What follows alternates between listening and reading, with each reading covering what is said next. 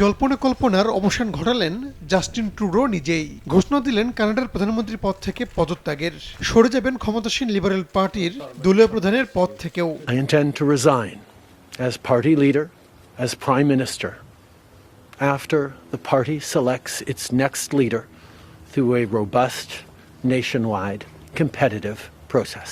সোমবার বাংলাদেশ সময় রাত 10টার কিছু পর নিজ বাসভবন রিডো কটেজের সামনে সংবাদ সম্মেলন করেন ট্রুডো। পদত্যাগের ঘোষণা দিলেও পরবর্তী নেতা নির্বাচিত হওয়ার আগ পর্যন্ত দায়িত্ব পালন করে যাবেন বলে জানান তিনি। সংবাদ সম্মেলনে ট্রুডো বলেন, পরিবারের সঙ্গে দীর্ঘ আলোচনার পর এই সিদ্ধান্ত নিয়েছেন তিনি। তার সফলতার পেছনে পরিবারের ভূমিকা আছে বলেও দাবি করেন ট্রুডো। দীর্ঘদিন ধরে লিবারেল পার্টির নেতা হিসেবে দায়িত্ব পালন করছেন জাস্টিন ট্রুডো। 2013 সালে দলটির নেতা হিসেবে দায়িত্ব গ্রহণের পর 2015 সালে কানাডার প্রধানমন্ত্রী নির্বাচিত হন তিনি। দীর্ঘ 9 বছর ধরে দায়িত্ব পালন করে আসছেন ট্রুডো।